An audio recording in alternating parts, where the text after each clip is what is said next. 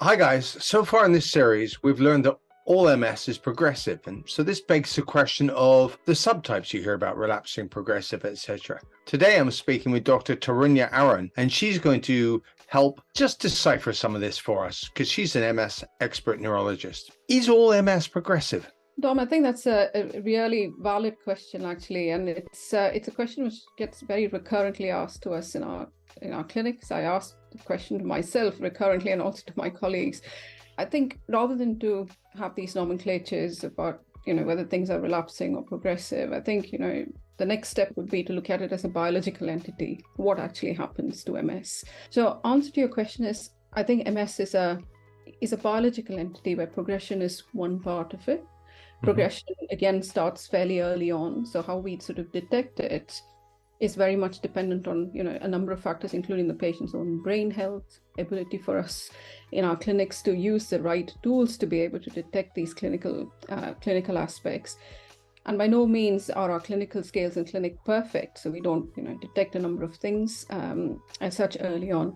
So I think it's a continuum where I think the quantity differs of how much we see with progression, degeneration, axonal loss, inflammation, whatever term you actually use to the part of it.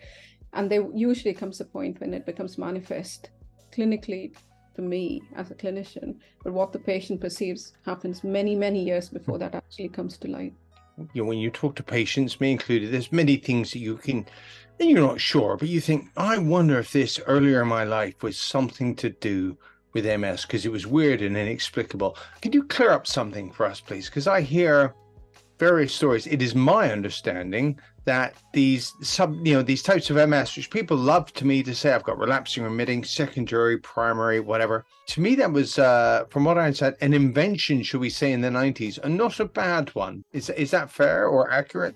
I mean, I think there's certainly, it's something to certainly think about, isn't it, in the way we look at it, because even the classification is very much to do with sort of, how we look at things on a clinical trial basis. And we do know from sort of the Orphan Drug Act, we know that from sort of, the subsequent information which we have with the initial licensing of DMTs, that demarcation from that perspective is quite artificial. And I've always sort of felt that also explains why there are pretty much no drugs for progressive MS, whereas there is a huge bunch of drugs for relapsing remitting multiple sclerosis.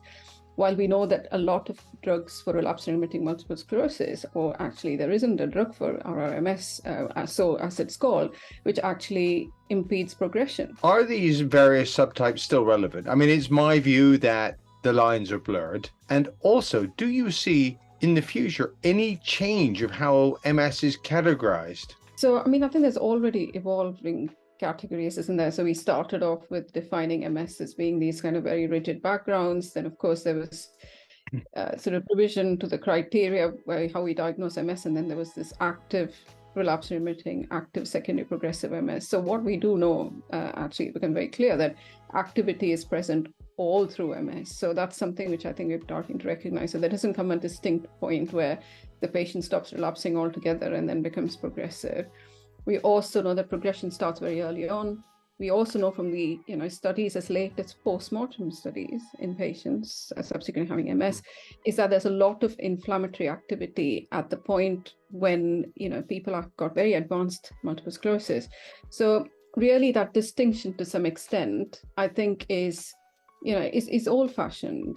So what I'm hearing from you, and tell me if I'm wrong, so knowledge has increased and advanced, and MS can't be put into blunt categories. It is far more individualistic. Hey folks, if there's any times where you're being labeled with an MS subtype has caused a hurdle in your own treatment and your treatment options, we'd love to hear your stories. So please let us know in the comments below. As always, make sure you subscribe to Live Health so you don't miss out on any of the videos in this series.